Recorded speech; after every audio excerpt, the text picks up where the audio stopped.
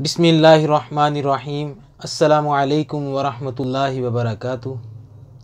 हकीम हाफिज़ मोहम्मद अमीन आपकी खिदमत में हाजिर है और आप देख रहे हैं चैनल दानिश शफ़ा खाना।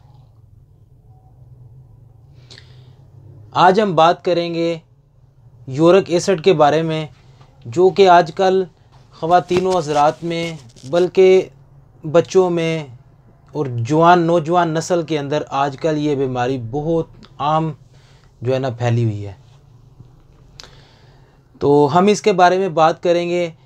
यूरिक एसिड क्या है, यूरिक एसिड की क्या इलामात हैं और ये क्यों कर हो जाता है, इस मर्ज़ के लाक होने के बाद हमें क्या परहेज़ करना चाहिए और हम घरेलू चीज़ें इस्तेमाल करते हुए इस मर्ज़ पर कैसे काबू पा सकते हैं। तो चलिए, बात शुरू करने से पहले आपसे एक रिक्वेस्ट है कि हमारे चैनल को सब्सक्राइब कीजिए और बेल के आइकन को दबा दीजिए ताकि हमारी नई आने वाली वीडियो जल्द से जल्द आप तक पहुंच सके। और इसके बाद मैं आपको आखिर में इसका अपना जो है हमारे मतब के ऊपर जो नुस्खा हम इस्तेमाल करवाते हैं मरीज़ों को, आपके सामने वो भी पेश करूँगा। तो आप इस नुस्खे को घर में बनाकर ख़ुद जो है वो इस्तेमाल करके इस मर्ज़ से छुटकारा पा सकते हैं। तो चलिए शुरू करते हैं।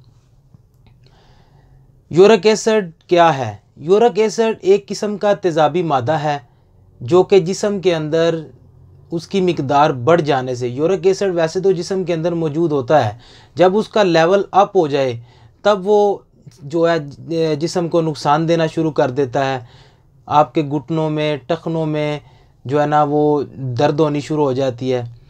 और ये क्यों कर होता है? ये होता है जैसा कि आजकल का हमारा लाइफस्टाइल यानी खाना पीना, हमारी जो रोज़मर्रा की ज़िंदगी से हट कर हम वो चीज़ें इस्तेमाल करते हैं बाहर, मतलब ये चिकन हो गया, बर्गर, शवारमे, पिज़्ज़े, ये चीज़ें हम इस्तेमाल करते हैं। तो ये हमें जो है ना ये नुकसान देती हैं। इनके अंदर ये चीज़ें तेज़ाबियत वाली बहुत ज़्यादा पाई जाती हैं। तो हमारा मैदा जो है वो इनको अच्छी तरह से हज़म नहीं करता। तो जब ये चली जाती हैं अपना, इसके साथ ही हम इस्तेमाल करते हैं कोल्ड ड्रिंक या कोई इस तरह के जूसेस वगैरह, आर्टिफिशियल जूसेस जो होते हैं वो इस्तेमाल करते हैं ज़्यादा मिकदार में। तो ये चीज़ें जो है ना हमारे गुर्दों के अंदर जाकर ये एसिड बनाना शुरू कर देती हैं, उनका लेवल अप होना शुरू हो जाता है। तो ये इसी की वजह से यूरिक एसिड पैदा होना शुरू हो जाता है। अब बात करेंगे इसकी इलामात पर। यूरिक एसिड की इलामात ये हैं कि जब ये यूरिक एसिड पैदा हो जाता है जिस्म के अंदर एक हद से ज़्यादा, तो उसके साथ ये घुटनों में, टखनों में और ये हर जिस्म के जोड़ के दरमियान ये एक क्रिस्टल की तरह पैदा होता है। जहाँ पे जोड़ है जिस्म के किसी हिस्से में, जैसे ये उंगली के दरमियान ये जोड़ है, या पाँव के अंगूठों में, उंगलियों में और यहाँ घुटनों में या टखनों के अंदर, उन दो जोड़ों के दरमियान क्रिस्टल्स की शक्ल में ये पाया जाता है। तो जब वो मतलब उसकी मिकदार अप हो जाती है तो फिर वो मरीज़ को इस तरह महसूस होता है जैसे कोई कील जो है ना वो हड्डी के अंदर कोई मतलब लग रही है, इस तरह महसूस होता है। और एड़ियों के अंदर सुइयाँ चुभ जाती हैं, चुभनी शुरू हो जाती हैं। और इसके अलावा जिस्म के किसी हिस्से में सोजिश शुरू हो जाती है, पाँव में जो है ना सोजिश, या टखनों के ऊपर सोजिश, या घुटनों के ऊपर सोजिश में महसूस होने लग जाती है। और इसके बाद अब ये हम जो है ना इस मर्ज़ के लाक होने के बाद हमें क्या चीज़ों का परहेज़ करना चाहिए। सबसे पहले तो हमें जो है ना ये बादी अशिया और मशरूबात, इन चीज़ों का जो है ना ख़ास तौर पर परहेज़ करना चाहिए। और हमें ये सब्ज़ियां जो हम लेके आते हैं बाज़ार से, सब्ज़ियों का भी इस तरह है कि इनको भी जो है ना पानी आजकल के यानी कि सीवरेज के जो पानी है वो नहरों के अंदर चले जाते हैं, लोगों ने उनका कनेक्शन किया हुआ है, वो पानी गंदा है, फसलों को गंदा पानी जो है ना वो मिल रहा है। और उसके बाद उसके अंदर खाद बहुत ज़्यादा डाली जा रही है। तो खाद भी जो है वो भी एक किस्म का जो है एसिड ही है। वो जो है ना मतलब जब सब्ज़ी हमारे सामने हम लेके आते हैं बाज़ार से, तो बज़ाहिर वो बहुत अच्छी साफ़ सुथरी नज़र आ रही होती है, उसके अंदर ऊपर वो जो उसको हम धोते हैं तो उसके अंदर से वो एसिड की मिकदार मुकम्मल ख़त्म नहीं होती। अब इसका तरीक़ाकार ये है कि इसको आप या तो नीम गर्म पानी करके उसके अंदर एक सिरके का चम्मच डालकर सब्ज़ी को अच्छी तरह उसमें धोएं।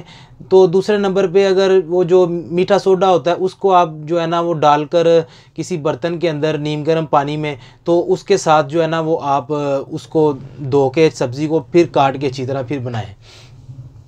अब घरेलू चीज़ें इस्तेमाल करते हुए हम इस मर्ज़ पर कैसे काबू पा सकते हैं? हम ये जो हमने पहले मैं आपको बता रहा था, ये जो सब्ज़ियां हमने छोड़नी है वो ये थी कि जैसे मटर, साग, आलू, गोभी और इसके अलावा चिकन, बड़ा गोश्त, ये चीज़ें जो है ना हमने बंद करनी है। और खाने के अंदर अब मैं बताने लगूँ खाने के अंदर हमने क्या इस्तेमाल करना है। हमने सादी सब्ज़ियाँ इस्तेमाल करनी है, कद्दू, टिंडे, शलजम, गाजर, ये चीज़ें। और इसके साथ आप चुकंदर का जूस इस्तेमाल कर सकते हैं। और इसके साथ आपने वो एक सेब का, एप्पल का सिरका लें। एप्पल का सिरका जो है वो भी यूरिक एसिड को बहुत हद तक ख़त्म करता है। तो सिरके को जो है ना आपने 1 गिलास पानी के अंदर 2 चम्मच डालकर उसको आप अच्छी तरह जो है ना दिन में 2 मरतबा हिलाकर अच्छी तरह दिन में 2 मरतबा इस्तेमाल करें। तो अभी या इसके साथ आप एक और चीज़, पानी जब खाना खाने लगे हैं आप, तो पानी खाने से फ़ौरन पहले नहीं पीना, दूसरे नंबर पे खाने के फ़ौरन बाद नहीं पीना।